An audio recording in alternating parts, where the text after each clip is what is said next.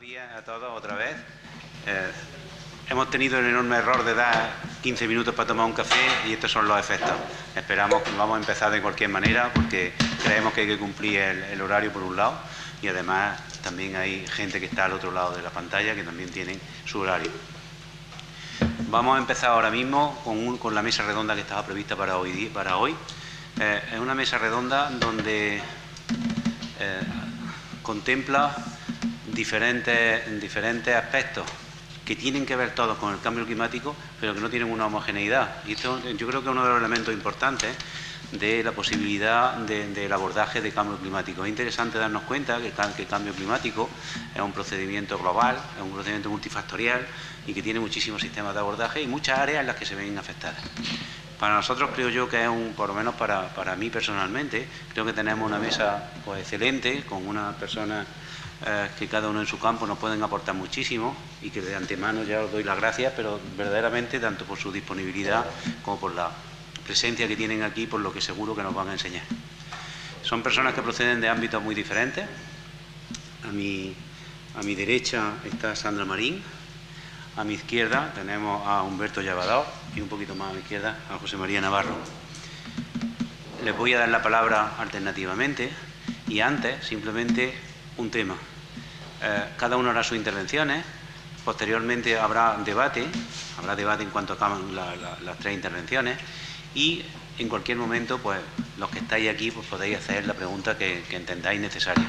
Sí que es verdad que os tengo que advertir que como no tenemos micrófonos inalámbricos, las preguntas que podáis hacer no las van a escuchar en la parte de streaming de la gente que está en el otro lado. Entonces las repetiré yo de viva voz. Os lo digo simplemente para que no os sorprenda, sin más. Y ahora ya, sin más dilación, pues vamos a pasar a la mesa. Vamos a mantener el orden de intervención que está previsto en el programa. Así que la primera intervención será la de Humberto Llavador. Humberto Llavador es profesor de Economía de la Universidad Pompeu Fabra y profesor asociado de Barcelona en la Facultad de Ciencias Económicas y Empresariales. Su investigación se centra en la economía política, el cambio climático y la economía del bienestar. Ha publicado en el Quarterly Journal of Economics, en el Journal of Public Economics, el Journal of Development Economics y en el cambio climático, y entre otras muchas publicaciones. Su investigación ha sido financiada tanto con fondos públicos como privados. Es visitador de la Universidad de Yale en varias ocasiones, en el Southern Research Institute del London School of Economics en 2015 y en el Instituto de Estudios Avanzados de Brighton en 2009, como miembro de la Escuela de Ciencias Sociales. Ha enseñado en la Universidad Pompeu Fabra, en la Universidad de Barcelona, en la Universidad de Yale, en la Universidad de Corea y en la Universidad de California Davis. En 2012 recibió el reconocimiento Jaume Vicens Vives por la calidad docente y la innovación de la Generalitat de Cataluña.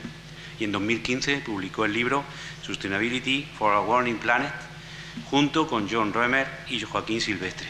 Este libro recibió el 10º premio de la Sociedad Económica Catalana en 2016. La mirada y lo que nos puede aportar ahora mismo Humberto Llavador creo que va a ser muy novedosa para nosotros, procede del ámbito económico y creo que es absolutamente compatible, y no solo compatible, sino necesario que tengamos las visiones de esta naturaleza. Yo me callo, que es lo mejor que hace un moderador, y le doy la palabra ahora mismo a Humberto cuando quiera.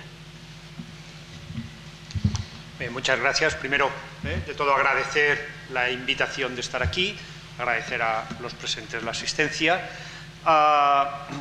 Como ha dicho Jesús, vengo de un ámbito distinto y dentro de este ámbito distinto, dentro de la economía, también con un planteamiento algo distinto al planteamiento dominante de la economía.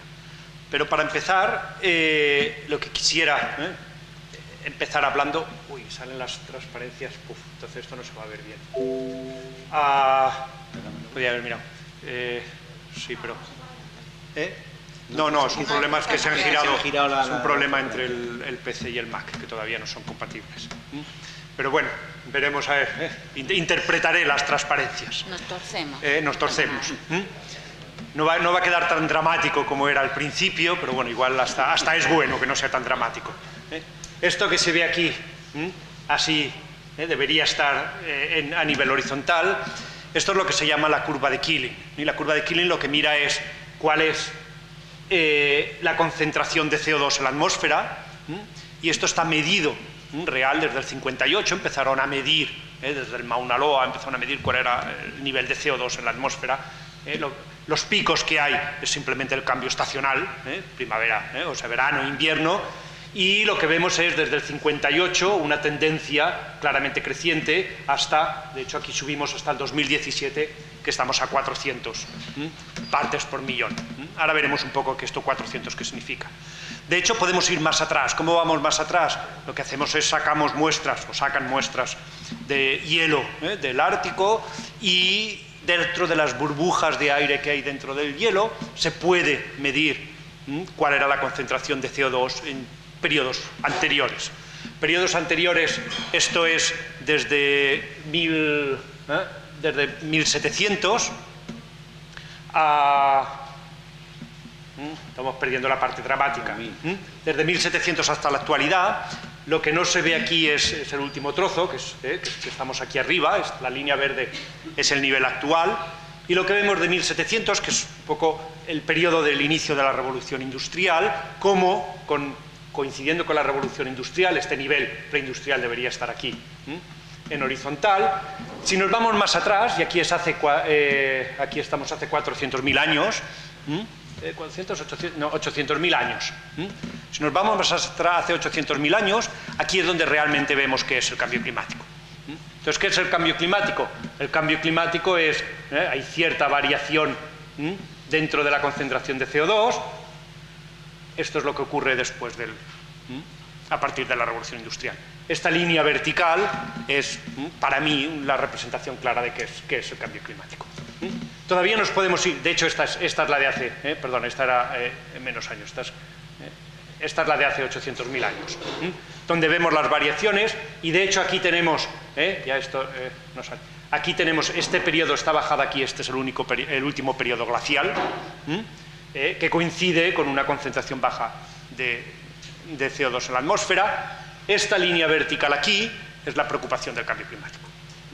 O sea, así en horizontal, como he dicho, es menos dramático que si lo ponemos en vertical. En vertical realmente se ve que estamos en territorio desconocido, no porque no hayamos estado en estos niveles, sí que hemos estado, pero hace bastantes más años atrás en la historia, pero a la velocidad, no solo el nivel en el que estamos, sino a la velocidad a la que se está produciendo esta concentración de CO2, implica que con las correlaciones que entendemos y los modelos que los climatólogos tienen sobre predicciones de la temperatura, que puede haber aumentos en la temperatura drásticos causados por estas concentraciones de CO2.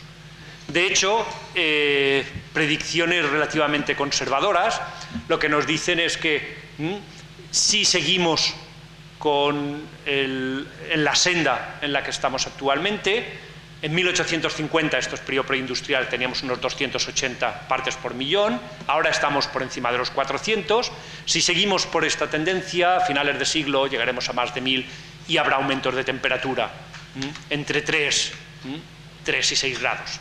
¿Cuántos son 3 o 6 grados?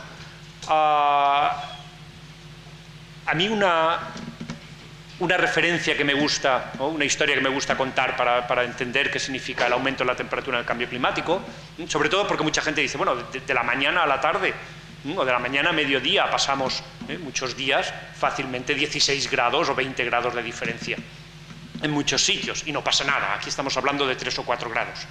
Primero, decir que esto es la temperatura media, pero para tener una buena representación gráfica, yo creo, y sobre todo en este foro, es bueno pensar que esto está representando lo que sería la temperatura corporal del planeta. Entonces, aumentar 2 o 3 grados es pasar de tener 36, 36,5 a tener 38,5. 3 grados es 39. Si empezamos a tener 40 de fiebre, bueno, son solo 3, 4, 5 grados, pero las repercusiones son importantes. Y sobre todo, no tanto cuál es la temperatura, sino de hecho las consecuencias que tiene esta temperatura. Y las consecuencias pueden ser graves.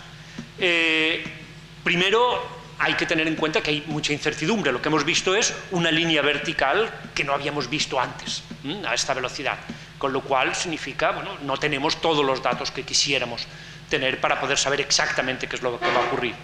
Pero lo que sí que es cierto es que cada vez que tenemos una revisión de cuáles van a ser las consecuencias, cada revisión es más pesimista de lo que eran las estimaciones anteriores. Esto es un cuadro,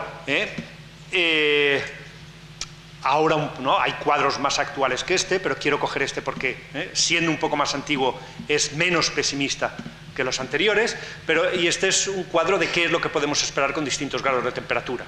Si nos movemos, si esperamos entre los 3 y 4 grados, por ejemplo, ¿qué podemos esperar? Es, bueno, peores cosechas en los países en desarrollo, 25-60% de la población en hambruna, lo que va a implicar la mitad de África y el oeste asiático, aumentos del nivel del mar que afectarán a las costas, y tenemos que contar que las costas es donde tenemos la mayor concentración de población. Muchas de estas estimaciones y muchas de las estimaciones económicas de cuál es el coste del cambio climático fallan, desde mi punto de vista, en no tener en cuenta sobre todo el aspecto migratorio. Esto va a implicar un desplazamiento, si ocurre, un desplazamiento de la población enorme. Un desplazamiento que va a generar conflictos sociales cada vez que tenemos migración. Es una presión, y una presión, de hecho, de los países más cercanos al Ecuador, más cercanos al trópico, que son los países que ya actualmente tienen una mayor temperatura, una presión poblacional de estos países hacia países más desarrollados. Aumentos de fenómenos climáticos externos, poco que decir sobre esto, y sobre todo riesgos de lo que se conocen como los tipping points. Los tipping points son cambios radicales en el sistema climático mundial, y esto puede ser, por ejemplo, cambio en lo que es el sistema de circulación de las corrientes marinas, que es lo que nos permite tener un clima relativamente temperado en el occidente europeo, comparado, por ejemplo, con lo que es el este de Estados Unidos, que están a latitud similar. De hecho, el cambio climático no solo, primero no solo es un tema serio y grave, es un tema global.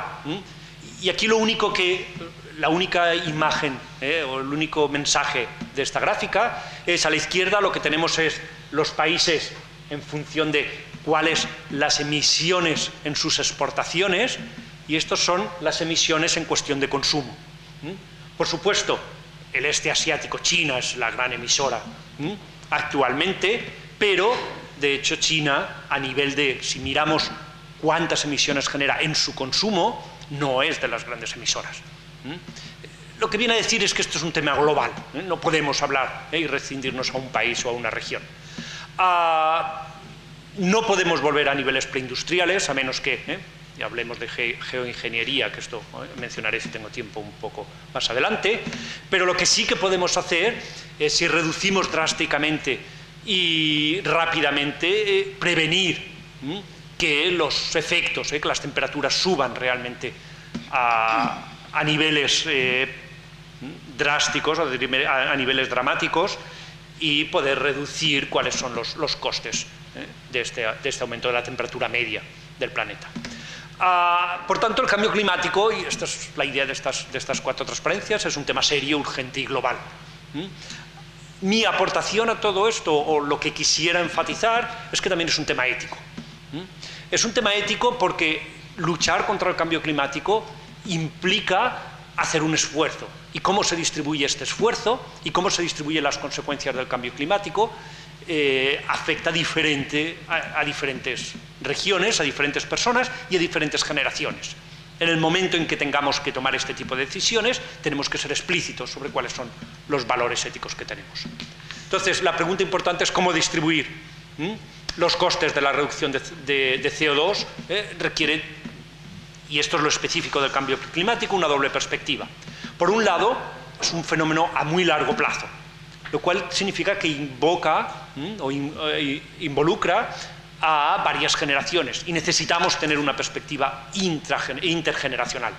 Por otra parte, afecta, una vez que tenemos cuáles son las emisiones de una generación, afecta a cuáles son los efectos sobre una generación en particular y a distintas regiones, y por tanto necesita una perspectiva intrageneracional.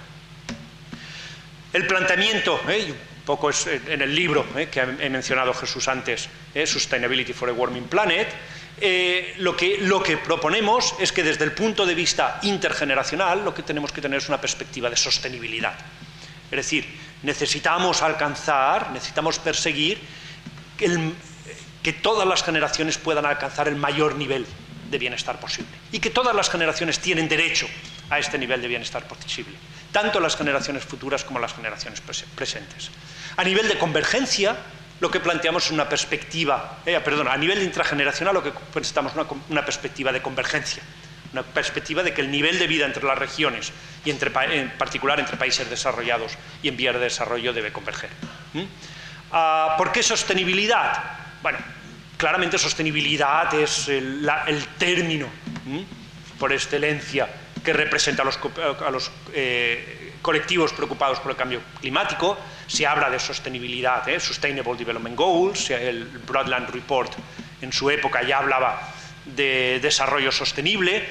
Planteamos nosotros un concepto algo distinto de sostenibilidad, que, bueno, si tuviese más tiempo podría hablar de él, pero más importante es porque sostenibilidad tiene un concepto ético. Y sostenibilidad lo que está basado es en la idea de que el periodo o la generación en la que nos ha tocado nacer es moralmente arbitrario. No nos deberían dar ningún derecho ni incurrir en un coste especial el haber nacido en una generación u otra. Entre otras cosas porque no hemos hecho nada para merecer este coste o esta ganancia o este beneficio. ¿Por qué convergencia? Bueno, claramente es un tema de igualdad, pero sobre todo porque vivimos en un mundo muy desigual. Más de 2/3 de la desigualdad mundial, y esto es importante, viene dada por desigualdad entre países. Es decir, en qué país naces implica que tienes lo que se conoce como un citizen premium. O sea, ya naces con unas ciertas, digamos, una cierta renta per cápita solo por haber nacido en un país y no haber nacido en otro. O ya naces con una renta per cápita mucho más baja solo por haber nacido en un país o haber nacido en otro. Hay estimaciones de este citizen premium. Los datos son escalofriantes. Hay diferencias en cientos por cien entre un país y otro. Pero también hay un argumento político a favor de la convergencia. Y es que pensar que considerar que la convergencia es el objetivo nos puede servir para agilizar o para desbloquear lo que son las conversaciones entre distintos países. No puedo entrar mucho en detalle porque tenemos poco tiempo y quisiera decir algo más. Simplemente 2 pinceladas, porque siempre soy más ambicioso de lo que realmente después tengo tiempo para contar. La primera es, ¿qué es lo que dicen nuestros estudios? Lo que dicen nuestros estudios es que, bueno, es posible crecer. Es posible crecer, es posible converger y es posible reducir emisiones, pero hay un límite al crecimiento. ¿Qué implica esto? Implica que tenemos que ser conscientes de ello y en particular los líderes políticos necesitan ser conscientes de que hay que limitar el crecimiento. Limitar el crecimiento no significa empeorar nuestro nivel de vida. Significa que no podemos crecer a los ritmos que estamos anunciando y que estamos prometiendo de querer crecer si queremos luchar contra la desigualdad y contra el cambio climático. ¿Vale? De hecho, un menor crecimiento mejor repartido puede incluso conseguir el apoyo de la mayoría de la población. Dado que estamos creciendo muy rápido, pero este crecimiento se está distribuyendo de manera muy desigual, tanto a nivel mundial como incluso dentro de los países. Tenía más implicaciones, pero quiero final, después si salen temas sobre el Acuerdo de París o el Acuerdo de Bonn que hemos tenido recientemente, pues puedo hablar sobre ello, pero quisiera terminar con una nota positiva. Y la nota positiva es, o sea, el cambio climático va sobre concentración de CO2, el cambio climático es a medio o largo plazo, pero existen sinergias, existen actuaciones win-win entre cambio climático y polución. De hecho, y este es un caso particular, las emisiones de CO2 son las principales causantes de los gases invernaderos, que son los que generan el cambio climático, pero también son las principales causantes de la polución ambiental. Es decir, 85% de las partículas del aire y la práctica totalidad de los NOx y los SOx vienen de combustión de combustibles fósiles. 30 segundos y acabo. Los costes de la contaminación del aire están estimados, por poner algunos números, en 4,2 trillones de dólares al año, lo que equivale al 5,6% del Producto Mundial, y de hecho luchar contra la reducción de las emisiones tiene efectos positivos, ya que la mayoría de las personas que sufren problemas de polución se centran en los países en vías de desarrollo, y dentro de todos los países, vías de desarrollo y desarrollados, dentro de las minorías y los grupos marginados. Entonces, numerosos estudios, y esta es mi última frase, numerosos estudios, entre ellos el nuestro, lo que demuestran es que es posible luchar contra la desigualdad, es posible luchar contra el cambio climático, a la vez de que mejoramos nuestro nivel de vida. Y que el problema no es un problema de tema técnico, no es un problema de tema económico, es de hecho un problema de tema político y de tema ético. Gracias.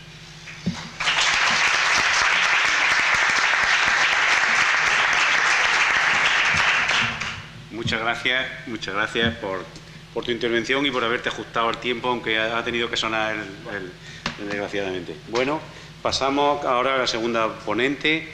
La segunda ponente, el tema, como os decía, siempre es diferente y va de tema de ciudades.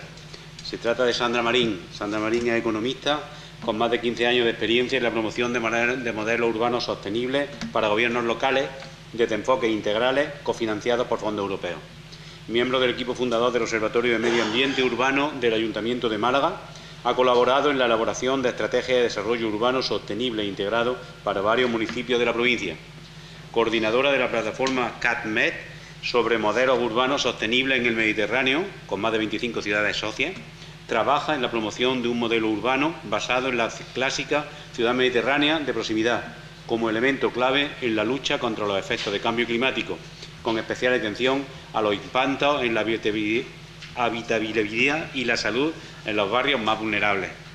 El papel de las ciudades está sobreentendido, ¿no? La importancia es tremenda, tanto en los temas de mitigación como de prevención de los efectos de cambio climático que se producen sobre las mismas, sobre las poblaciones que hay. Cuando tú quieras. Muchas gracias. Gracias sobre todo por haber encontrado una foto, que no sé dónde lo habéis sacado, pero es de hace 15 años y ha colado, con lo cual, tú, si no te importa, pásamela, que la voy a usar para otras cosas. Bueno, yo vengo a contaros un poco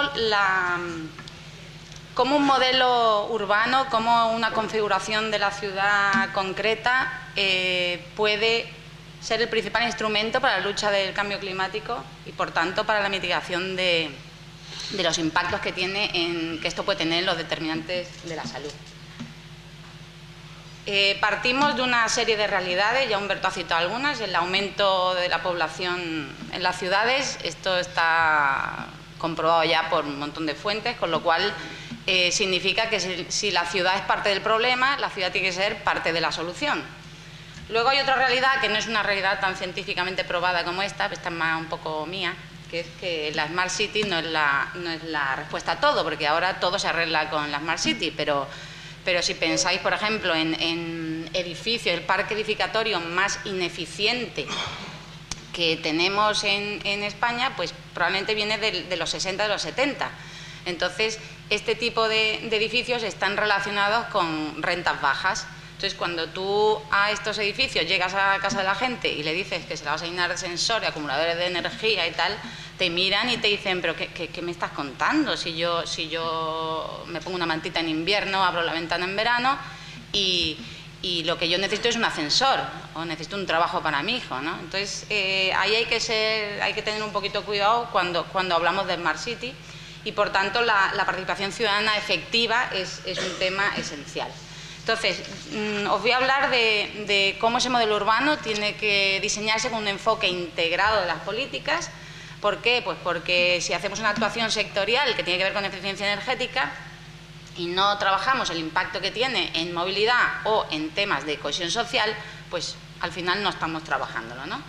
Y esto lo voy a contar a través de un modelo que es el que proponemos, que es la ciudad de proximidad, donde la clave está en el espacio público y donde hay un factor importante que es cómo nosotros decidimos habitar esa ciudad, porque es cierto, nos tienen que dar una ciudad bien diseñada, pero nosotros tomamos decisiones cada día de cómo vivirla, ¿no? Bien, empezamos hablando de la no ciudad, o sea, el modelo de ciudad norteamericana donde las autopistas son las que ordenan el territorio. Esto tiene una cierta explicación y es que uno de los motores de desarrollo económico de Estados Unidos fue siempre la industria automovilística. Entonces, claro, tenían mucho terreno, pues voy a hacer ciudades dispersas, porque lo que quiero es que compren coches y usen coches. Pero lo malo de esto es que este modelo se copia y se copia cuando se hacen ciudades más nuevas, ¿no? Entonces es saber quién tiene la autopista y el escalestre más grande, ¿no? O con mejores luces. LED, que con eso se arregla todo, ¿no? Pero detrás de esas ciudades hay estas calles también, ¿no? O sea, detrás de esas ciudades la gente también vive así. Y en esta manera de habitar la ciudad, ¿qué papel tiene aquí el peatón? Hay un dato muy curioso que hablaba Salvador Rueda de la Agencia Ecología Urbana de Barcelona cuando hablaba de las supermanzanas, y es que entre el 75 y el 85% del espacio público en las principales ciudades está destinado al vehículo de motor. O sea, el peatón no pinta nada, ¿no? Entonces, sobre todo en este tipo de ciudades, claro, tú te ves. Esto os cuento una experiencia empírica. Tú intentas cruzar una de estas calles y es imposible. Y hay semáforos y nadie le hace caso a los semáforos. Entonces tú estás intentando cruzar y puedes estar 20 minutos, que me ha pasado a mí, para cruzar una calle de estas, arriesgando la vida, apestándote con lo que están soltando todos esos motores, hasta que de pronto alguien viene y te dice, no look, go. Y entonces dices, coño, para vivir aquí tienes que vivir con mascarilla, unas gafas negras y no pensar y cruzar las calles sin mirar. Y efectivamente sobrevives porque te esquivan. Si paras es cuando te atropellan, ¿no? Un poco loco. O, por ejemplo, dices, si nadie va a hacerle caso al semáforo, ¿para qué vamos a tener semáforos, no? Venga, aquí. Entonces tú te pones a ver y dices, pues el caos ordenado, ¿no? Entonces, tienes vehículos, tienes coches, tienes motos, tienes los cacharritos estos asiáticos. Ahí está un pobre peatón metido en medio de todo eso, porque todos conviven al mismo tiempo. Accesibilidad, mira, también, ¿no? Con la silla de ruedas metido en todo eso. Y entonces dices tú, pero bueno, este caos, ¿cómo se ordena esto? Pues ahí está el pobre hombre desesperado, como diciendo, yo esto, ¿cómo puedo poner orden aquí, ¿no? Por no hablar del tema de eficiencia energética, porque estas son las traseras de todas esas calles, ¿no? Entonces, bueno, esto es una gráfica que creo que es bastante interesante, que relaciona el consumo energético debido al transporte con la densidad de población. Y vemos como las ciudades norteamericanas son ciudades dispersas, que son también las que más consumen, obviamente, en temas de transporte. Entonces, ¿qué modelo traemos nosotros? Bueno, hablamos de la ciudad de proximidad. Entonces, ¿qué define una ciudad de proximidad? Bueno, es una ciudad compacta. ¿Esto qué quiere decir? Quiere decir que estemos más juntitos, que en el mismo espacio donde tenemos un chalet con una piscinita, pues tenemos un edificio de baja +4, por ejemplo, donde pueden vivir pues 16 familias. Es decir, capacidad, volumen edificatorio en altura, que nos permita tener unos mínimos de densidad.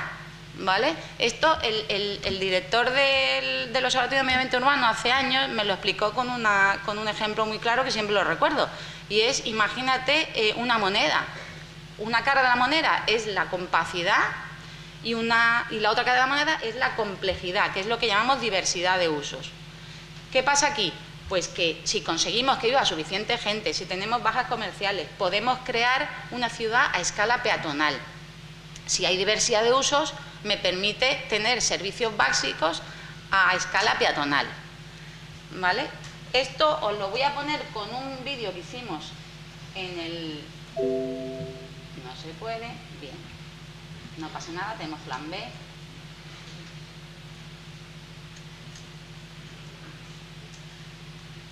No se puede, no pasa nada, tengo plan C. Ainhoa, tengo plan C, ¿verdad? ¿Tienes el pendrive? No, lo he tenido que sacar.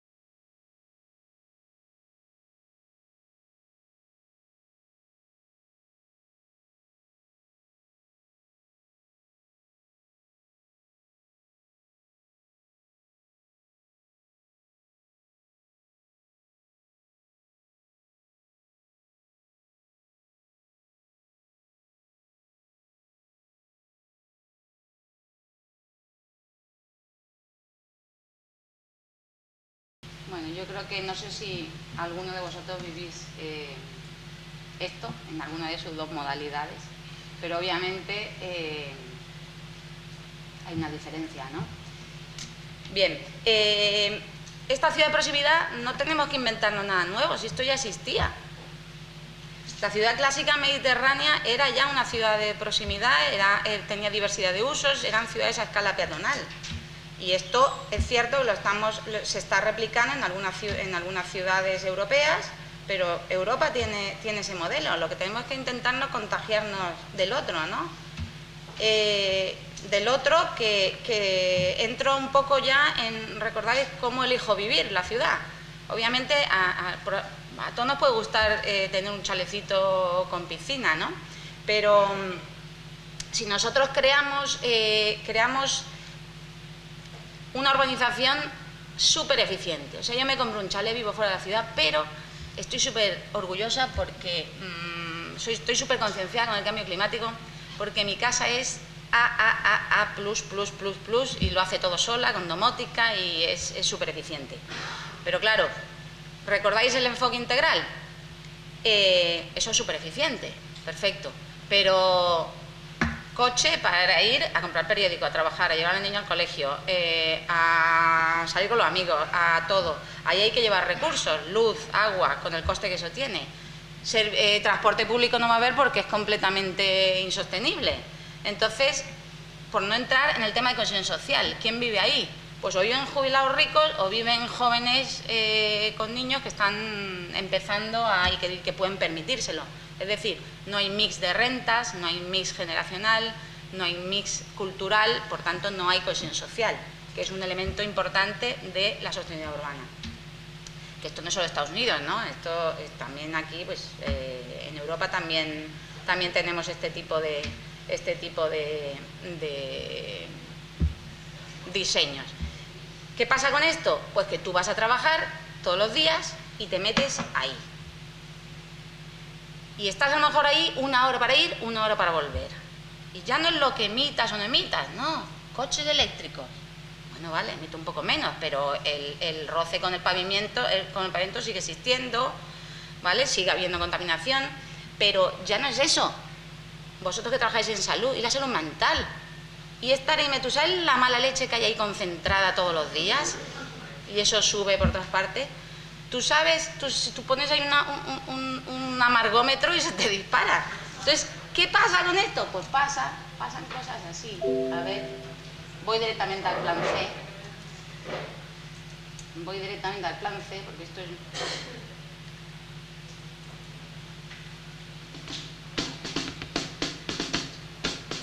dicen cosas así, pero que es verdad, ¿no?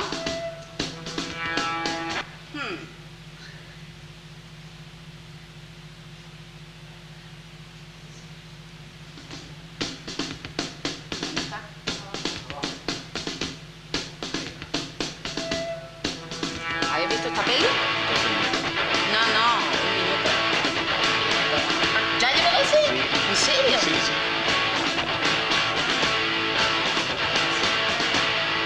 ¿Qué he hecho?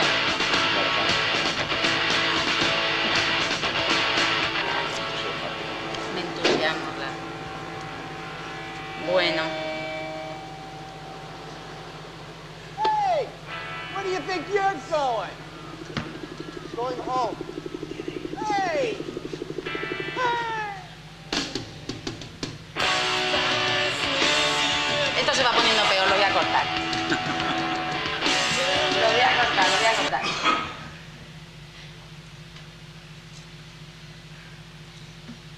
Bueno,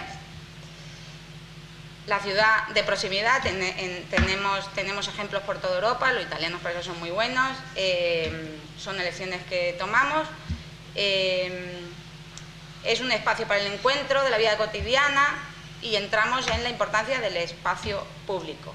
Entonces, el espacio público debe ser el elemento vertebrador. ¿Recordáis la primera imagen? Las autopistas vertebraban la ciudad. Pues tiene que ser espacio público. ¿Pero cómo debe ser ese espacio público? Pues un paso obligado para vivir la ciudad, porque es un lugar de encuentro. Es accesible, facilita los desplazamientos, es mejor para calidad de aire, acústica, contaminación térmica, lumínica. Está diseñado para el ciudadano. Por eso hablábamos también de participación ciudadana. La gente tiene que decir qué quiere hacer en ese espacio público, ¿vale? Cómo lo quiere vivir y qué necesidades tiene. Y un enfoque integral en su diseño. ¿Cómo podemos hacer? Bueno, pues en la ciudad consolidada es verdad que es más difícil. Tú puedes revitalizar espacio público existente. Esto es un ejemplo de la ciudad de Málaga, ¿vale? Donde hemos conseguido en 20 años multiplicar por 5 los espacios peatonales o de preferencia de tránsito vecinal, espacio público nuevo, ¿vale? Pero que en este caso es el puerto de Málaga. Hay lo que ahora están trabajando sobre las supermanzanas es un tema relativamente barato, porque espacio público dedicado al vehículo lo transformas dependiendo de las velocidades y haces que conviva con el peatón. Entonces es otro tipo de soluciones. El problema que viene después con el espacio público, pues hay que regularlo, porque si no tienes que frenarlo de la invasión y la privatización del espacio público. Bueno, estos son temas como la Feria de Málaga y estas son las calles, el tema de las terrazas, que está siendo súper complicado. Y las consecuencias que tiene este tipo de cosas, que bueno.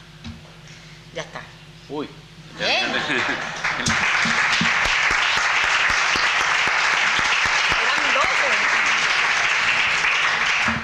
12. Bueno, pues muchas gracias.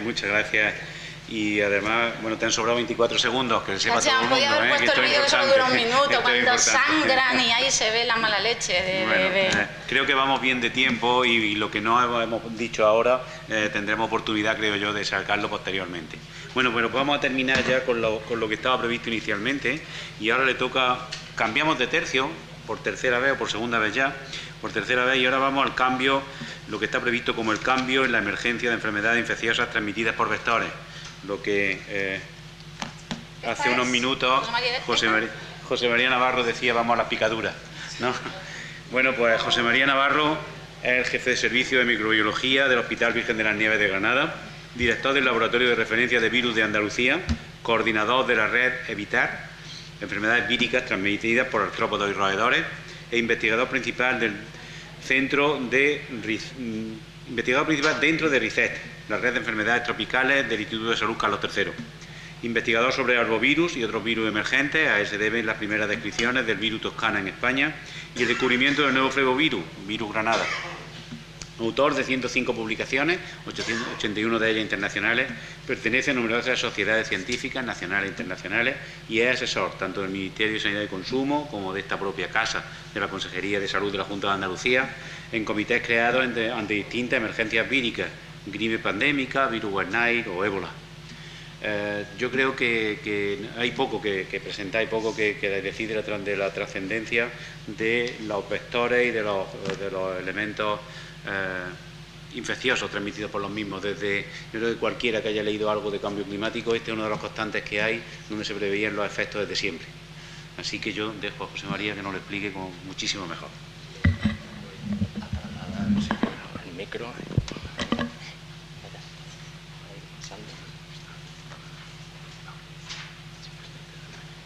Bueno, buenos días a todos. Bueno, en primer lugar agradecer a Ainhoa, a Jesús, a todas las organizaciones que hayan contado conmigo. Para mí siempre es una satisfacción estar en foros de salud pública.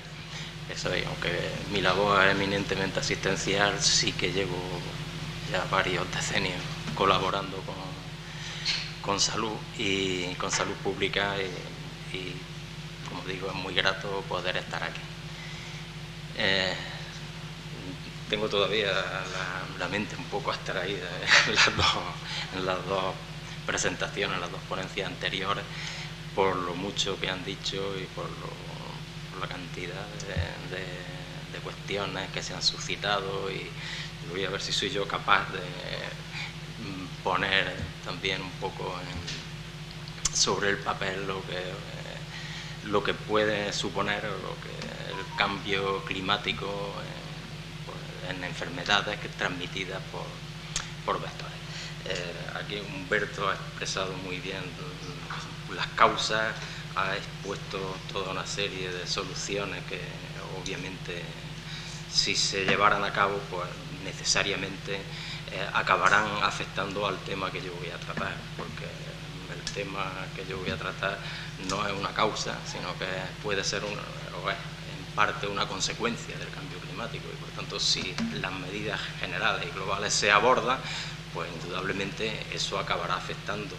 Si se abordan y se obtiene un beneficio, ese beneficio seguro que va a repercutir también en el tema de las enfermedades transmitidas por vectores. Para ir centrando el tema, pues recordar simplemente que lo que es un vector. Los vectores pues son organismos que actúan perdona Humberto, para el puntero. El puntero rojo. Son organismos que actúan como mediadores en la transmisión de enfermedades infecciosas, refiriéndonos al aspecto en el que hoy los vamos a contemplar.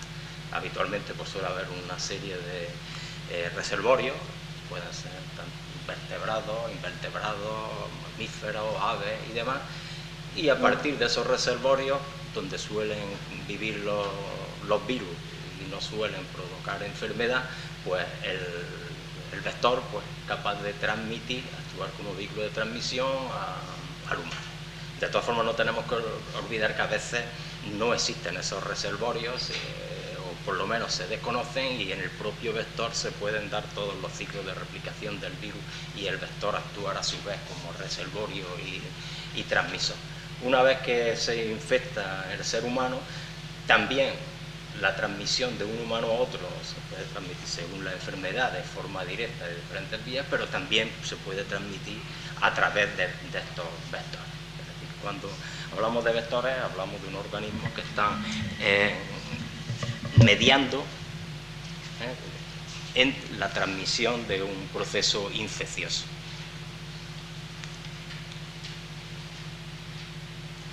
En cuanto a la experiencia que yo puedo aportar en este tema, pues recordar simplemente que ya ha comentado Jesús, pues bueno, hemos trabajado en nuestro grupo de investigación durante varios años en lo que fue la red EVITA, la red de investigaciones transmitidas por artrópodos y vectores, y actualmente estamos en la red de investigación del Carlos III Cooperativa de enfermedades tropicales. ¿Qué son las redes de investigación? Pues las redes son grupos de trabajo multidisciplinares que que entiendo que puede en parte ayudar a lo que es por lo menos el control y buscar solución a problemas como el que nos afecta de las enfermedades transmitidas por artrópodos.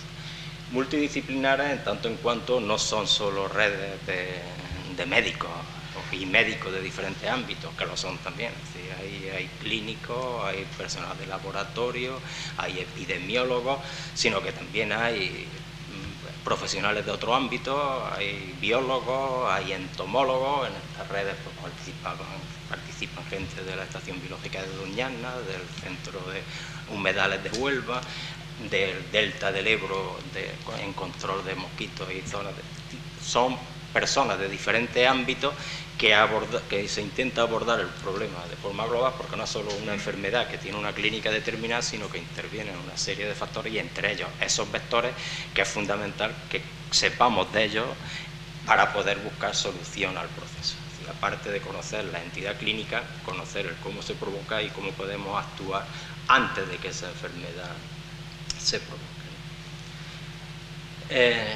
Nuestro trabajo se ha centrado fundamentalmente dentro de las enfermedades transmitidas por vectores, que pueden ser víricas, parasitarias, bacterianas, de todo tipo, todas, un paludismo, una riqueciosis, a las víricas. Víricas que se concentrarían en lo que denominamos la arbovirosis, ¿no? Arbovirosis, que son enfermedades víricas transmitidas por picaduras de artrópodos. Y entre ellas, pues si empezáis a leer, pues veis que hay muchas de las que en los últimos años pues, nos han dado más quebraderos de cabeza. Desde el dengue, al virus West Nile, hasta el virus chikungunya, el virus Zika, más recientemente el virus Crimea-Congo, la encefalitis transmitida por garrapata, es decir, toda una serie de procesos que por diferentes motivos pues, en los últimos años pues, nos han traído de cabeza tanto a los que estamos en el ámbito más asistencial como a vosotros en el ámbito más de salud pública, de prevención y de vigilancia, pero que están ahí y que es una realidad y que ahora pues, vamos a ver si efectivamente el cambio climático de alguna manera puede estar detrás como un factor único o como un cofactor de que estas enfermedades pues, en los últimos años pues, no sean objeto importante de nuestro trabajo. Recordad también que, bueno, que estas enfermedades, que ahí viene la lista de las más importantes, pues pueden tener diferentes reservorios de los que hemos visto. En unos pueden ser reservorios animales salvajes, en otros pueden ser las aves migratorias, que ya veremos también el papel que pueden desempeñar, en otros las personas infectadas. He dicho que a veces de una persona a otra, como pasa con el Zika, como pasa con el chikungunya, se pueden provocar infecciones. Claro, eso añade un elemento más, es decir, no tiene que haber reservorios animales de algunos procesos. Sabemos que de Zika, por ejemplo, hay reservorios en animales, pero también sabemos que de una persona infectada se puede transmitir a otra si existe el vector apropiado. Es decir, nosotros, entonces, en una situación como la nuestra, ya no es tanto el investigar sobre la presencia o no del virus, sino también investigar sobre la presencia o no del vector que en una determinada circunstancia pueda facilitar que si llega ese virus pueda empezar a transmitirse en la población, ¿no? Obviamente este aumento de esta emergencia de enfermedades transmitidas por arbovirus no ha pasado desapercibida en las autoridades sanitarias, y aquí pues, bueno, traigo a colación por el informe del ECDC, el Centro Europeo de Enfermedades Infecciosas, que, bueno, pues que pone sobre el tapete la posible emergencia de estas infecciones, y ya pues apunta pues, a que pueden estar detrás tanto el cambio climático como los viajes entre las distintas zonas del globo, que de alguna manera pueden favorecer el que aumenten los vectores y el que estos vectores puedan acabar dispersándose. A raíz de la convención que hubo en París, pues se creó un grupo que se llamó el grupo que promovido por Lancet, que era un poco era el grupo de la vigilancia, la cuenta atrás en salud, sobre el cambio climático, donde se establecieron pues, una serie de ítems y también con una serie de indicadores que se propusieron como indicadores para vigilancia de qué efecto estaba produciendo en salud o podía producir en salud el cambio climático. En el mes pasado, en octubre, pues salió ya un monográfico en Lancet donde se revisan todos esos criterios, donde pues, bueno, se entra en efectos que puede producir de diferentes tipos de enfermedades respiratorias, enfermedades cardiopulmonares, en muchos aspectos de salud, pues, enfermedades mentales, puede afectar el cambio climático, y entre ellos pues también hace hincapié en las enfermedades transmitidas por vectores. Y dentro de esos ítems, de esos indicadores que propone, hay 5 grupos distintos. Aquí yo he traído 2 en los que de alguna manera podía entrar a colación la charla de hoy. Y dentro de estos grupos, pues en el grupo 1 de impactos exposicionales y vulnerabilidad del cambio climático, pues en el punto 6 se habla de las enfermedades infecciosas sensibles al clima, en las que estamos, y en el punto 2 pues se habla de la detección, alerta temprana, preparación y respuesta ante las emergencias sanitarias, que también en ese punto puede entrar esta exposición. Entonces yo ya un poco para resumir esta primera parte de la exposición, pues cuál pienso que deben de ser los puntos clave en los que debemos centrarnos. ¿Cuáles son las evidencias que hay? Es decir, en la evidencia clara, que en las últimas 3 décadas, porque eso si nos lo preguntamos vemos que es así y además es que es así, en las últimas 3 décadas han emergido o reemergido muchas zoonosis o antropozoonosis transmitidas por vectores. Muchos de nosotros no habíamos oído hablar del Zika hasta hace 2 años, no habíamos hablado de chikungunya hasta hace 4 años, y sobre todo ya personas que no se dediquen a este ámbito, son enfermedades de las que nunca habíamos oído hablar, de golpe empiezan a emerger. Vale, muy bien. Un segundo punto es que las enfermedades transmitidas por vectores son muy sensibles al clima. Eso es también una evidencia clara, ya que el calor, el aumento de temperatura sobre el vector, hace que su desarrollo orgánico sea más rápido, es decir, las distintas fases desde que es un huevo hasta que pasa larva y se hace un adulto van más rápido, y una vez que salen adultos pues crecen también más rápido, su metabolismo es mayor, tienen mayores necesidades alimenticias, aumentan el espacio temporal en el que son capaces de replicarse. Si ahora los vectores se replicaban durante 4 meses al año, pues resulta que si va, en el caso nuestro en España y en determinadas regiones, pues ahora pasan a multiplicarse y a poder replicarse durante 8 o 10 meses al año. Y esta mañana la preocupación más grande que tenía era que el jamón no se lo comieran las hormigas, cuando hace unos años pues el jamón en noviembre en Granada no se lo come una hormiga desde hace 3 meses, ¿no? Es que algo está afectando a que los insectos sensibles al clima pues pululen en épocas en las que no debían de pulular.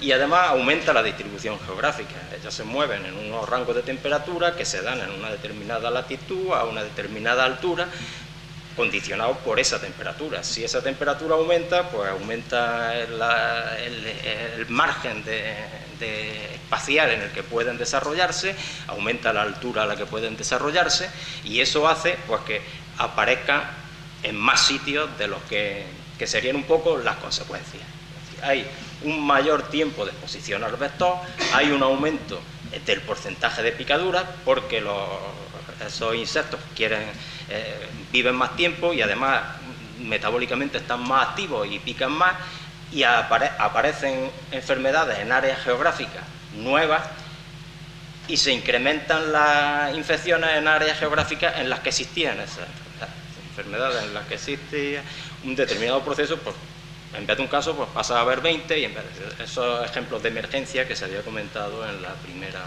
exposición de Salvador. Bueno, este es un ejemplo de una garrapata, como según los autores, pues es recogida en pleno invierno en Basilicata, en Italia, ¿no? Es decir, aparecen en pleno invierno pues artrópodos que tenían que estar fuera en esas estaciones. No deberíamos de ir por el campo y estar pensando que nos puede picar una garrapata, ¿no? De hecho, pues en este marco se ve como en los últimos 25 años, aunque se nota regular nada más, se ven las zonas más oscuras, que son muy pocas, en España en concreto, aquí sería, y aquí, que se ve regular nada más en la presentación, donde había garrapata Isodes ricimus, que es transmisora, como sabéis, de rickettsiosis, es transmisora de borrelia y es transmisora también de virus, del virus de la encefalitis transmitida por garrapata, y como en 20-25 años ha pasado prácticamente a afectar ya a todo el continente europeo. Es decir, ya su ámbito de extensión pues se ha prolongado. Pero ya vamos acabando. Esto no es he hablado del problema como muy localizado. Sí, un área geográfica, pero todos sabemos que el Zika, por ejemplo, era un problema que existía en un área concreta en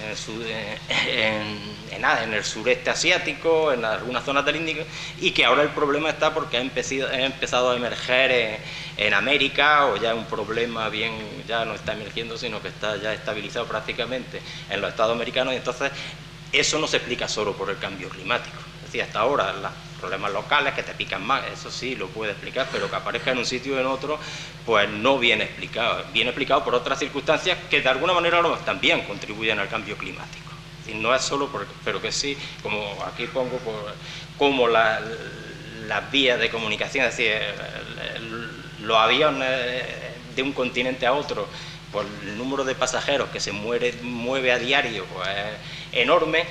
Como la deforestación pues también puede afectar, es decir, estamos tocando todos los nichos ecológicos habidos y por haber, pues las criaturas que viven en esos ámbitos pues no tienen más remedio que salir de donde están para seguir viviendo y seguir, y eso pues hace que empiecen a aparecer en áreas distintas, sin olvidar los problemas que están los movimientos masivos de personas desplazadas por problemas de guerra, por conflictos, por catástrofes naturales, por lo que sea. Es decir, son muchos más factores los que hacen que este problema, que podía ser un problema local si solo se debiera al cambio climático, acabe convirtiéndose en un problema general. Y por mencionar el tema de las aves migratorias. Si las aves migratorias, pues también se sabe que dispersan vectores allá por donde van, y hasta ahora, pues de alguna manera sus ciclos estaban, y los vectores estaban adaptados a esos ciclos, y si duraban un mes en tal sitio,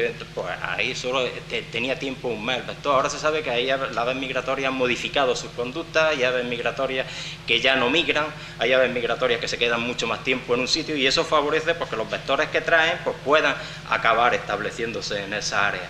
Entonces, un ejemplo general de cómo se pueden dispersar vectores y por diferentes motivos, pues es la Aedes albopictus. El Aedes albopictus, el mosquito tigre, como sabéis, pues solo estaba en esta zona, en las áreas verdes, antes de 1990, y hoy pues prácticamente está extendido por todo el mundo. ¿Qué problema hay con Aedes albopictus? Pues que es un vector multifactorial. La mayoría de las enfermedades transmitidas por vectores pues suelen ser bastante específicas, enfermedad vector, y el Aedes albopictus tiene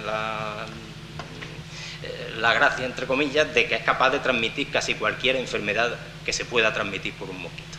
Es decir, que entonces si hay Zika, si hay dengue, si hay chikungunya y está por medio el Aedes albopictus, aunque no sea el vector principal de ninguna de ellas, puede acabar transmitiendo cualquiera de ellas. Y entonces, hoy día sabemos, y desde una de las partes de esas redes que nosotros, de colaboradores de las redes, pues vimos que, vamos, Aedes albopictus a nivel europeo pues está ya prácticamente en toda Europa, y en España pues todo el Levante, y en Andalucía ya se han detectado los primeros casos de Aedes albopictus, que como sabéis que es un mosquito que además tiene un hábito distinto porque pica de día, pica más, es un bicho difícil de controlar.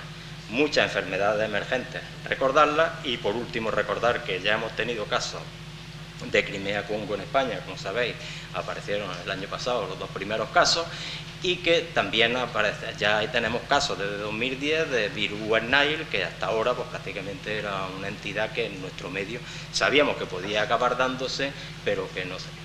Y entonces, frente a esto, ¿qué podemos hacer? Aunque esto ya lo planteo como que lo podemos traer al debate, pues, en primer lugar, alertar de la situación real a quien corresponda. Como bien ha comentado Humberto, si no hacen suyo el problema las personas que tienen más capacidad de poder imponer medidas que ayuden a solucionar el tema, pues poco haremos. Promover equipos de investigación y sistemas de vigilancia multidisciplinares, pero que sean estables, porque yo esas redes en las que pertenezco, pues la red Evita desapareció, por ejemplo, las redes que tenemos ahora, pues durará lo que duren los fondos, pero que no pueden ser cosas que estén que sean motivaciones personales los que mueva esto, sino que deben de convencerse, de que esas estructuras deben de permanecer de forma estable para que los sistemas de vigilancia de alguna manera tengan proyección de futuro. Trabajar en temas desde nuestra perspectiva, a nuestro nivel de prevención y de tratamiento, es decir, desarrollos de vacunas, desarrollos de nuevos antivirales, promover ingeniería genética se está haciendo con algunos mosquitos, modificándolos genéticamente para que no puedan transmitir enfermedades e introducirlos en las camadas de mosquitos para que de alguna manera acaben desplazando, pero todo eso requiere investigación y requiere mucho también dinero detrás de ese tema. Informar y formar, que es fundamental en este tipo de enfermedades, como ya se vio aquí con la alerta de West Nile, la propia gente del campo, pues donde puede reproducirse y hasta dónde llega, y con el tema de alarmar, hasta dónde llegar, pues también lo dejo ahí como un interrogante para la discusión. Y sin nada más, pues muchas gracias por vuestra atención y después.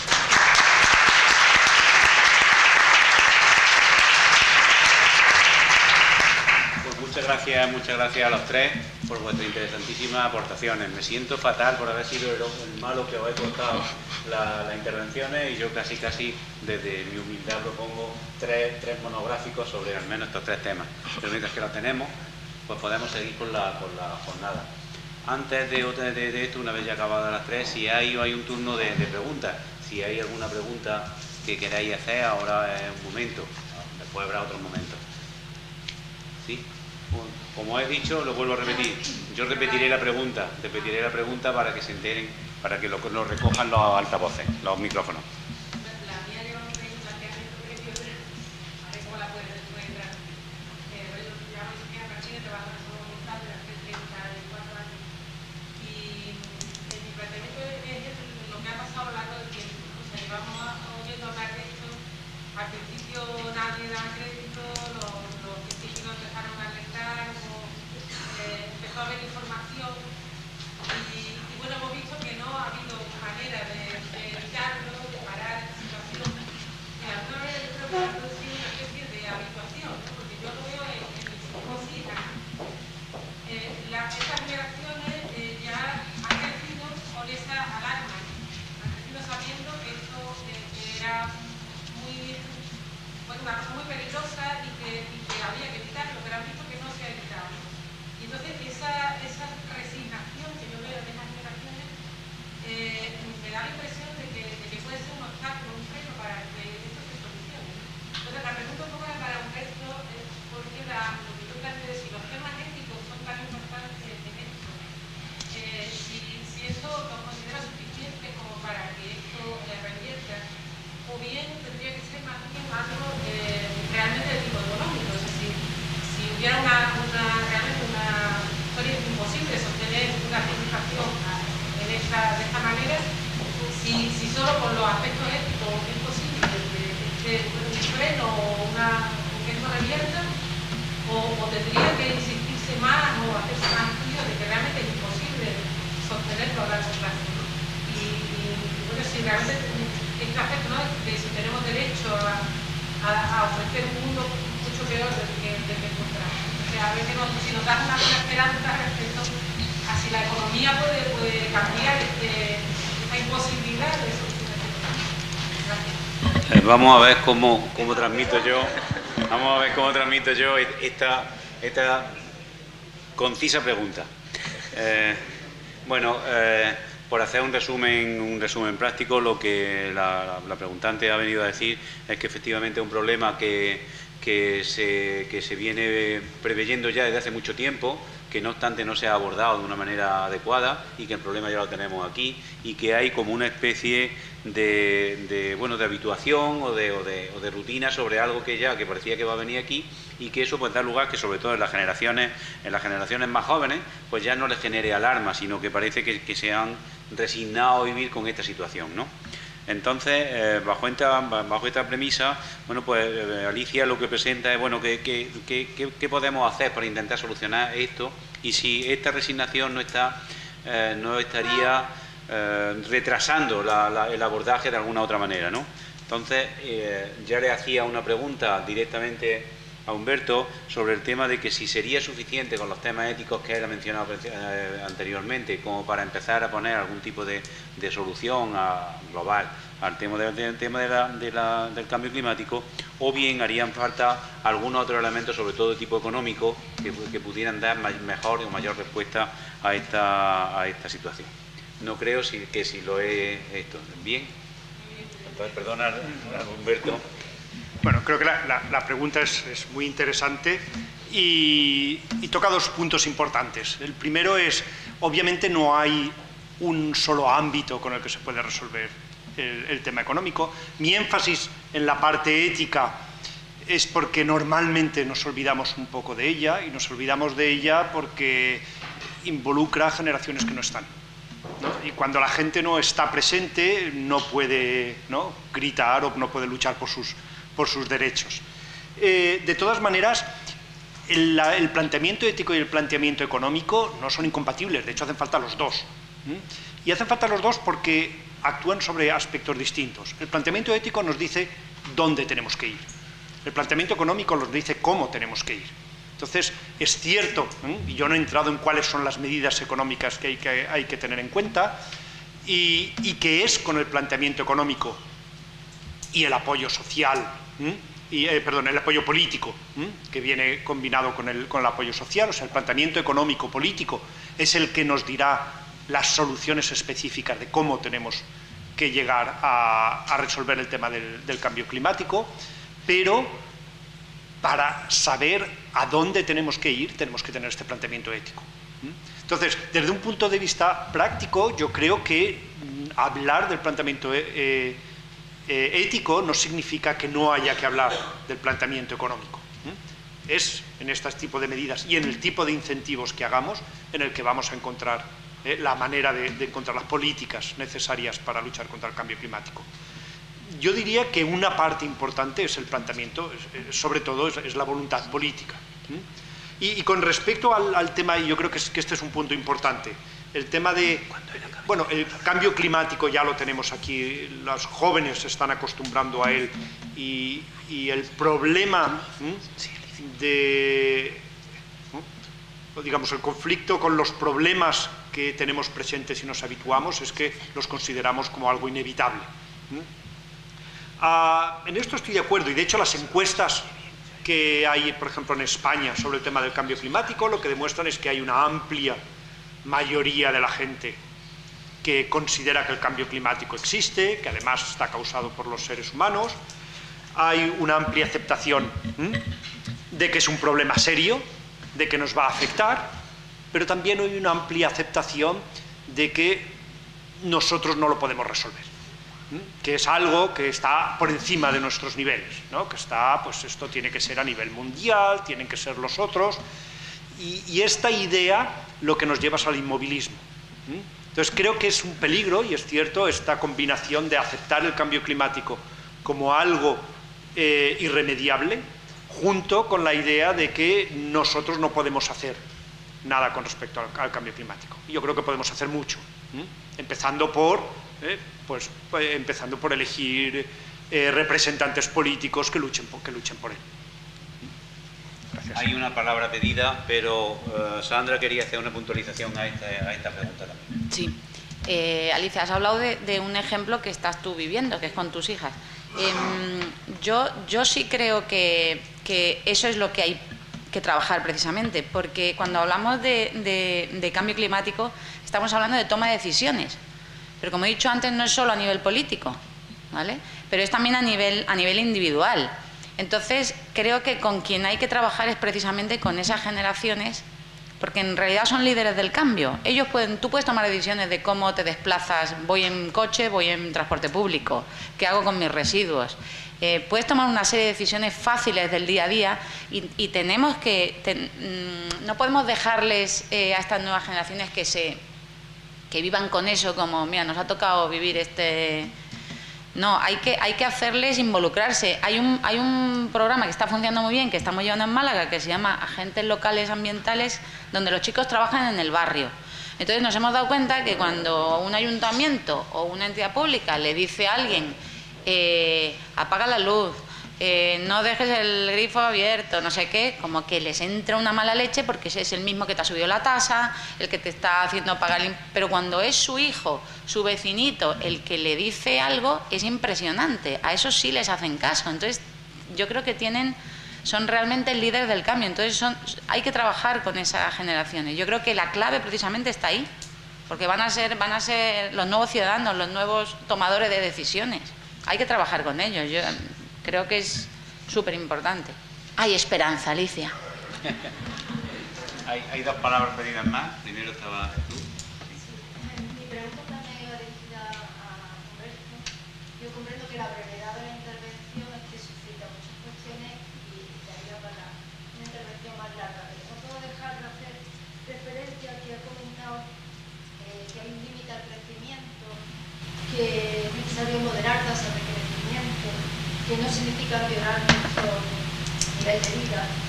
Y bueno, aunque no la he podido desarrollar y quizá no pueda aclararlo un poco más, sí que es cierto que la lucha contra el cambio climático, la mayor parte de los organismos internacionales, todo lo relacionado con la ONU, plantean que la lucha contra el cambio climático requiere el control poblacional. Y la mayor parte de los acuerdos que se hacen a nivel internacional para establecer ayuda al desarrollo van en esta línea de controlar la población de distintas maneras. Yo manifiesto que creo que hay otras formas, no exclusivamente el control de población, y esa incidencia a veces extrema, o sea, que no hay un documento de la ONU donde no aparezca el control de población como condición necesaria, que yo digo, no comparto, cuando no se plantean cambios estructurales en nuestra forma de vida, en nuestra forma económica, política. O sea, se podría incidir un poquito más porque parece como que hay que mantener todo como está, nuestra economía, nuestra forma de vivir. Y si solicitamos a los países más empobrecidos que sean ellos los que reduzcan su población. Y ya solo por concluir, no sé, me centraré en un informe del Banco Credit Suisse, que no es precisamente un organismo caritativo, donde que el 70% de la población es un 3% de la riqueza europea. Entonces, bueno, eso tiene que ver también con la respuesta al cambio climático. Bueno, vamos a ver cómo transmito yo, cómo resumo lo mejor posible cuestionamos a partir de la intervención de Humberto, donde afirmaba que hay que poner un cierto límite al crecimiento, que es necesario, sin que eso nos llegue a modificar el nivel de vida. También entendía que eso era matizable y que no era solo una cuestión rígida, ¿no? Después decía que por otro lado hay ciertos organismos que propugnan que el cambio climático pasa necesariamente por un control poblacional, ¿no? Y entendía que además de por control poblacional debe haber otras formas, otras maneras y otros instrumentos como para cambiarlo, ¿verdad? Después decía que con independencia de todo eso entendía que los cambios tienen que pasar por unos cambios estructurales, no solo ya de poblacional o de económico, sino además también en la forma de vida, en la forma de comunicación, en la forma de relación, y no necesariamente dar la sensación de que hay que mantener todo cuanto está establecido igual que está establecido, porque así no iba a ningún lado, ¿no? Sino que habría que introducir algunos otros elementos. Y por último, pues hacía una alusión a un informe reciente de Credit Suisse, de un banco suizo, donde afirmaba que, pues que el 3% de la población el 3% de la población mundial tiene el 80% de la riqueza. Y, al revés, ¿no? 70% de la población, 3%. Eso es, vale, lo he cogido. Bueno, y entonces pues cuestionabas qué otra parte por donde se podía ir con independencia de esos factores. Bueno, lo primero a decir es, de hecho, el planteamiento es exactamente el mismo que he planteado yo. O sea, he hablado de limitar el crecimiento, he hablado de convergencia. O sea, son los dos aspectos. O sea, lo que estamos diciendo es, hay que limitar el crecimiento a nivel mundial en largo plazo, los países tienen que converger. La única manera de que pueden converger los países en vías de desarrollo con los países desarrollados es que los países en vías de desarrollo tienen que crecer más durante la transición hacia este crecimiento sostenible que los países en vías de desarrollo. Si lo que queremos es converger y queremos crecer sosteniblemente a niveles de vida más altos de los que tenemos hoy para todos, por supuesto los niveles de vida de los países en vías de desarrollo tienen que aumentar muchísimo, mucho más de lo que tienen que aumentar lo de los países desarrollados. Por lo tanto, no hay un conflicto, por lo menos a mí no me da la impresión que hay un conflicto entre lo que se ha planteado y lo que yo he propuesto. De hecho, lo que proponías es lo mismo. Y en los estudios con respecto al tema de la población, los análisis que hemos hecho nosotros, el tema poblacional no lo hemos tocado. No lo hemos tocado porque éticamente es un tema difícil que incluso los filósofos que hablan de distribución y de ética están todavía discutiendo sobre ello. Es cierto que si eliminamos el aspecto ético, y aquí de nuevo quiero poner énfasis al aspecto de la importancia de la ética, si eliminamos el aspecto ético, el control poblacional parece una solución sencilla y fácil. El problema es que tiene un aspecto ético que lo convierte en una situación que no es ni sencilla ni es fácil. En los estudios que hacemos nosotros, de hecho, lo que hacemos es asumimos que la población sigue la tendencia que tienen las estimaciones de Naciones Unidas. O sea, no permitimos que haya una política de población para los estudios que hacemos nosotros, con todas las limitaciones que tienen nuestros estudios. Estamos hablando a muy largo plazo, estamos hablando con supuestos que hay que hacer, pero que es comparable a los otros estudios que hay. Entonces, con estas limitaciones y estos análisis, lo que vemos es que se puede crecer, se puede converger, y habían las dos cosas, estaba crecimiento y estaba convergencia. No es crecemos y nos separamos, es crecemos y hasta que lleguemos a un mismo nivel de vida igual para todos, entonces tenemos un periodo en el que hay países que tienen que crecer más rápido que otros. Aquí esto lo podemos conseguir luchando contra el cambio climático. ¿Qué es lo que necesitamos? Bueno, necesitamos cooperación, necesitamos que políticamente queramos hacerlo y necesitamos una visión global del problema y concienciadora que va un poco en línea, yo creo que con la intervención anterior. Lo que es importante, y yo creo que para lo que sirven todas estas políticas de reciclemos más, hagamos menor consumo, una mejor utilización de los recursos a nivel individual, esto tiene un aspecto directo hoy en día sobre todo sobre polución, tiene un efecto más a largo plazo sobre cambio climático, porque lo que hace es conciencia a la gente, y conciencia a la gente con la espera de que en un futuro estos ciudadanos elijan a dirigentes políticos, y sé que es la segunda vez que lo digo porque creo que es un punto importante, elijan a dirigentes políticos que tengan la aspiración, la ambición y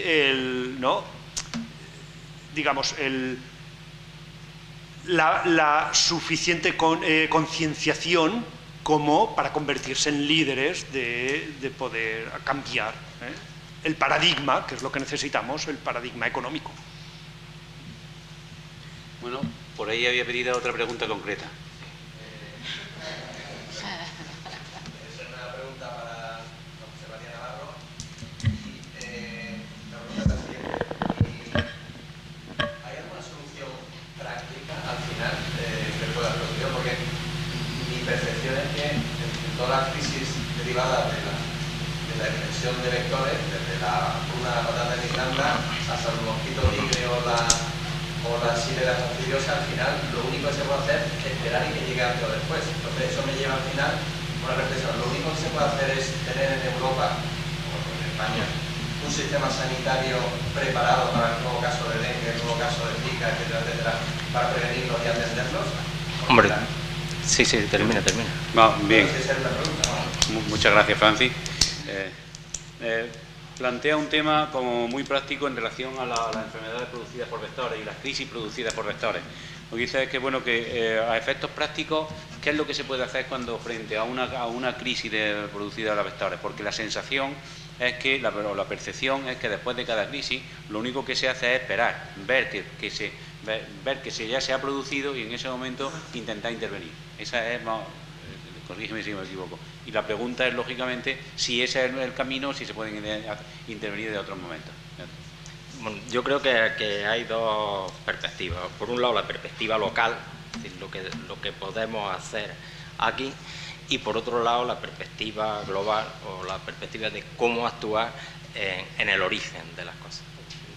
Los problemas que han emergido fundamentalmente tienen un origen y nosotros estamos, por nuestras circunstancias de diferentes tipos, entre ellos porque bueno, los países en donde entran también los temas de desigualdad y demás que tanto han salido a la palestra en este debate, cómo actuar en los sitios de origen. Entonces, nosotros a este nivel, a nivel local, podemos de alguna manera pues, establecer estructuras, como ya he comentado, estables, de vigilancia, de actuación rápida en caso de que, para evitar que si llegara el agente patógeno y si ya existe el vector, pues de alguna manera se pueda establecer la enfermedad en un medio en el que no existía. Entonces, creo que eso es válido para la actitud local, pero no podemos olvidar el origen. Entonces, nosotros también desde nuestra posición de más desarrollo, desde nuestra posición ventajosa, pues deberíamos, como aquí se ha hablado mucho de solidaridad pues deberíamos de implementar o de ver cómo con todos nuestros recursos podemos ayudar en origen, para que en origen no siga creciendo el problema, y no solo no siga creciendo, sino que se siga multiplicando en el mismo proceso que estamos investigando y con la aparición de nuevos procesos. Por ejemplo, en el caso del Zika, porque lo traigo a colación siempre porque es más reciente, pues ya en Brasil, por ejemplo, ya están apareciendo otros virus más. Ya el Zika está ahí, todos tenemos, pero ya empieza a hablarse de Oropuche, empieza a hablarse de Marayo, empiezan a hablarse de otros virus que hasta ahora estaban ahí silentes, que nadie sabía, pero que ahora, con una mayor densidad de vectores que allí se está produciendo, con la introducción de nuevos vectores, con el Aedes albopictus que ha llegado allí también de convidados, pues no solo tenemos ya el problema del Zika, sino que acaban apareciendo nuevos problemas. Entonces, ¿cómo podemos? Yo creo que nosotros desde aquí no podemos hacer mucho más que eso. Ahora, sí podemos hacer mucho más si somos capaces de ir al origen e intentar ver cómo allí se puede establecer. Porque aquí yo entiendo que por mucho que queramos, si estos vectores son susceptibles al clima y al cambio climático, y al aumento de la temperatura, y eso no se controla, pues ellos van a seguir pululando, van a seguir creciendo. No vamos ahora a empezar con insecticidas por todos lados, a querer parar algo que es inexorable y que va con el aumento de la temperatura. Si la temperatura se enfría, si se logra enfriar o se logra estabilizar, pues probablemente la propia naturaleza puede hacer que eso vaya en decremento. Es decir, si fuéramos capaces de volver a las cotas de temperatura de hace 20 años, pues muy probablemente todo este desarrollo que hemos visto ascendente, pues empezaría a descender en cuanto. Es decir, no veo demasiada. Yo particularmente no soy entomólogo, pero desde mi perspectiva, que sea fácil el poder controlar los vectores, a no ser ya con medidas, como ya he dicho, se están haciendo trabajos de investigación de ingeniería genética y demás, de ver cómo se pueden de alguna manera minar esas poblaciones y hacer que al final pues prevalezcan poblaciones que sean insensibles al virus, en el caso concreto de que estamos hablando, o no. Es decir, no lo veo que sea fácil de controlar, pero sí que veo claro que si hay alguna actuación que hacer y donde verdaderamente se puede evitar la progresión es actuando en origen. Nosotros de aquí estar preparados como en otras alertas para detectar rápido, detectar pronto, evitar progresión y demás. Pero probablemente muchos de los medios que aquí utilizamos, a lo mejor con algo menos, podíamos hacer mucho más en origen para evitar el problema global y general. Así que esto es como hemos estado hablando todo el rato ya de solidaridad, de convergencia. Entonces se ha hablado de que el crecimiento pues que sea menor. Yo plantearía, si en algún momento se plantea, que en los países que ya estamos talluditos tengamos crecimiento cero o incluso decrezcamos un poco. Y esperemos a que los países que verdaderamente tienen que crecer, porque si estas plagas se implantan y estas plagas afectan y se multiplican y adquieren la dimensión que adquieren, es porque llegan a países en los que la capacidad de respuesta está minada, no la tiene como la tenemos nosotros. Entonces a lo mejor si esos países adquirieran, aunque sea nada más que la mitad de la capacidad de respuesta que tenemos nosotros, pues a lo mejor no estaríamos hablando de los problemas de los que hablamos. Entonces yo no solo planteo que es que el crecimiento sea menor, ¿no? Un 5% no vamos a dejarlo en un 3%, sino que no crezcamos o que descrezcamos y que los otros suban, de alguna manera, ¿no? Y entonces si no suben, si nosotros queremos mantener como mínimo lo que tenemos, muy probablemente no vamos a solucionarle el problema, seguiremos rompiendo los bosques para el biodiesel, seguiremos, y eso hará porque virus que estaban allí metidos pues vayan a otro sitio, todo al final se acaba afectando. Entonces, no fácil no es, pero desde luego alguna solución la hay, pero que es un compromiso tiene que ser un compromiso muy fuerte por parte de todos. Aquí, como ya ha dicho Humberto, todos tenemos nuestra parte y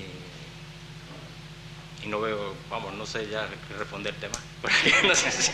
Bueno, creo que había por ahí una pregunta, una mano alzada, ¿no? Porque si no lo hay, pues a mí sí que me interesaría introducir al menos unas preguntas, digamos, horizontales o una misma pregunta para los tres ámbitos en los que nos estamos moviendo. Y una pregunta muy sencilla, que además está dentro de la organización, se preveía, ¿no? La pregunta es muy fácil. A partir de cada uno de donde nos han hablado, en el ámbito donde nos han hablado, ¿cuál creen ellos que serán las tres principales tendencias para los próximos años, con un límite, por ejemplo, al 2030? Yo sé que esto es difícil, pero creo que es interesante que expertos entiendan por dónde vamos o a dónde vamos a llegar. Empezar por ti mismo. Bueno, partiendo de... Quizás podríamos hablar del principal problema en la zona donde estamos nosotros, que es un tema de inundaciones y temperaturas extremas. Yo creo que a nivel de ciudad quiero pensar que la tendencia debería ser temas de adaptación, políticas de mitigación, pero sobre todo temas de adaptación en los que vayamos un poco más allá de lo que se está haciendo ahora de greening exterior, sino hacer greening interior, hacer cosas nuevas.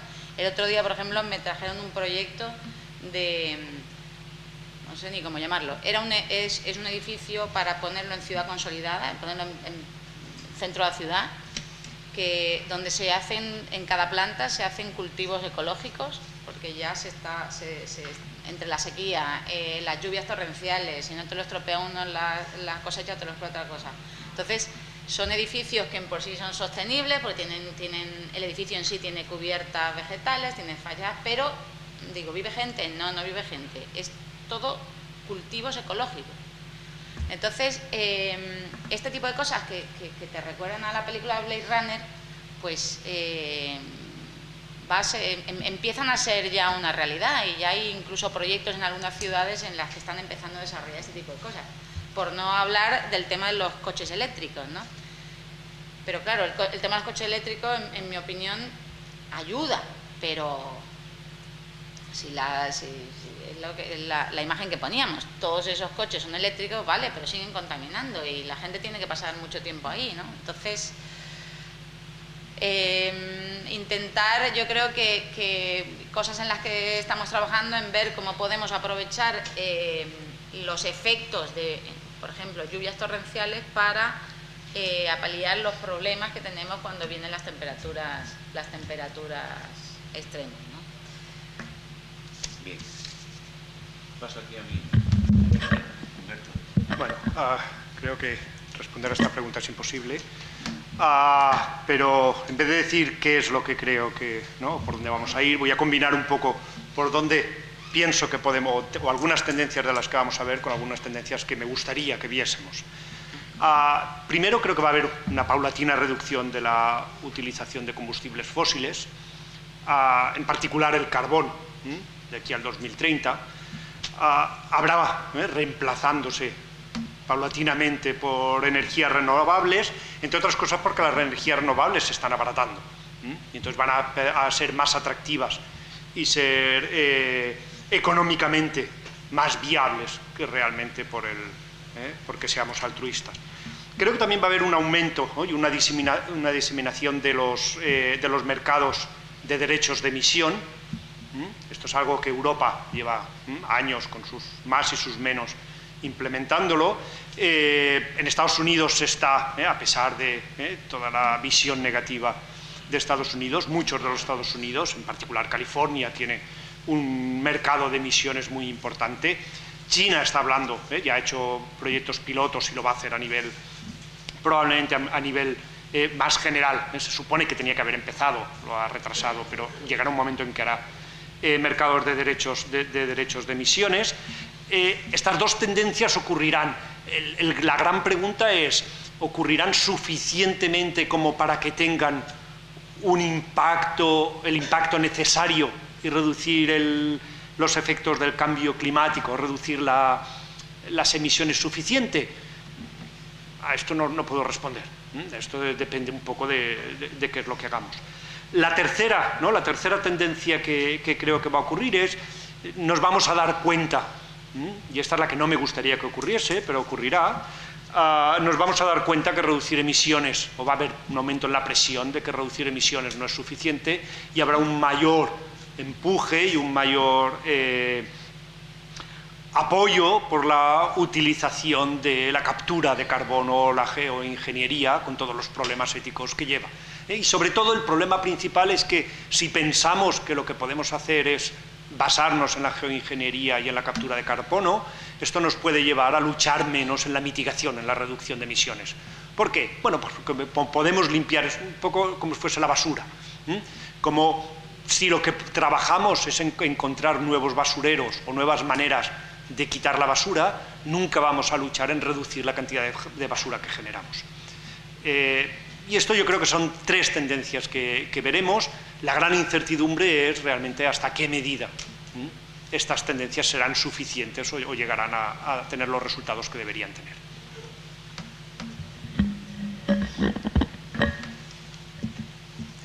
Bueno, yo con este tipo de preguntas también me pasa algo parecido. En estos futuribles la verdad es que cuesta trabajo opinar. Bueno, opinar tenemos todos porque cada uno, para hablar no tenemos mucha dificultad, pero en cuanto a tener claro que pueda o no pasar, pues me pasa como con la práctica diaria, ¿no? Es decir, cuando está uno con su bata y recuerdo que llevo una bata, no una túnica, ¿no? Es decir, que el futurible es difícil de establecer y entonces va a depender, pues en el caso concreto de las enfermedades transmitidas por vectores, pues de que algunas de las medidas que Humberto ha comentado pues se lleven a cabo y efectivamente si se llevan a cabo tengan una repercusión positiva y entonces de aquí a 30 años pues si eso es así pues mejorará la situación y si eso no es así pues probablemente lo que pasará es que van a aparecer nuevos virus como pasa con el marallo, el urupuche que comentaba antes en Brasil, que hasta ahora pues los conocíamos, sabíamos de su existencia, pero que no ocasionaban ningún problema, y ya empiezan a ser una situación emergente, que aparecen virus conocidos en áreas distintas a las que habitualmente se tenía, como ha pasado con el Zika, que tenía su distribución en el Índico y ahora pues ya está toda América plagada de virus Zika, que muchos de estos virus que ahora son emergentes van a pasar a ser endémicos. En algunas poblaciones ahora se tratan como virus emergentes, pero con el tiempo pues se considerarán ya que son endémicos de esas zonas, y si no se buscan soluciones pronto, pues seguramente va a ser así. Y lo que pasa con los virus, pues de alguna manera, de forma paralela, va a pasar con los artrópodos. Es decir, los artrópodos pues también se irán globalizando, irán extendiéndose a nivel local, pues, cada vez por más regiones, y saltarán los distintos charcos para establecerse pues en áreas en las que hasta ese momento no existían, y no le veo fácil solución si no se solucionan eso de forma global, lo que es la tendencia que lleva ahora mismo el cambio climático. Y yo es que si no se solucionan pronto las cosas, pues no optimismo ninguno. Así que yo pienso que vamos a convivir, pues como antiguamente teníamos paludismo en nuestras zonas y teníamos, pues probablemente pues tengamos otras enfermedades que ni imaginábamos que íbamos a tener, pues empezaremos a convivir con ellas de alguna forma, y serán un problema de salud también local, no solo ya de otros países. Bueno, pues nos quedan 2 minutos hasta las 12:30 según el programa, pero yo me resisto a volver a hacer otra pregunta, y ahí ya voy a hacer como en la radio cuando quedan muy pocos segundos, es decir, yo os pido un sí o un no, que es nada más que con estas tendencias, con la situación que hemos hablado, entendiendo que afectaría a las poblaciones uniformemente, ¿serían generadoras de mayor tipo de desigualdad? Totalmente. No, eso está, para mí está clarísimo. No nos afecta a todos, pero no nos afecta a todos por igual. Y no estoy hablando de población mayor o población más, estoy hablando de barrios en las ciudades. Hay barrios que no tienen zona verde, hay barrios que el suelo está completamente construido, es asfalto para transporte, hay barrios donde la propia densidad, la calidad de las construcciones hace que energéticamente sean mucho más insostenibles. No es lo mismo vivir en una casa así que en la otra que estábamos hablando. Pero bueno, yo ahí sí tengo... Estamos hablando de ciudades, ¿vale? Obviamente no estamos hablando de otros países donde los efectos está clarísimo. Pero bueno, yo estando aquí precisamente tengo esperanza, porque yo soy una super fan del decreto de evaluación de impacto en salud que encima habéis hecho aquí, que me parece una cosa súper valiente y que espero se mantenga siempre en plan talibán, ¿no? Quiero decir que creo que es una cosa súper necesaria cuando estamos hablando de cambios en planes generales y con las cosas que se intentan hacer en las ciudades casualmente junto a los barrios con la población más vulnerable, ¿no? Entonces, mientras surjan cosas así, vamos bien. ¿Vosotros? Una intervención rápida. Creo que ya lo hemos hablado, ¿eh? Sí, yo creo que sí. O sea, creo que la respuesta es sí. Mayor desigualdad, sí. Pero también hay que decir, está en nuestras manos, y en particular, y voy a acabar con el mensaje que traía principal, está en nuestras manos y en particular en las manos de los políticos que elijamos, el que hagamos y tomemos las medidas para que este efecto sobre la desigualdad sea lo menor posible, y tomar tanto los efectos de la desigualdad como los efectos del cambio climático. Por tanto, a quien elijamos y que le exijamos es clave. Sí, obviamente mi respuesta también es sí. Vale. Estoy sobre todo teniendo en cuenta de que es muy difícil llegar a esos ámbitos de solidaridad que haría falta para que la respuesta sea por lo menos matizable. Y me explico.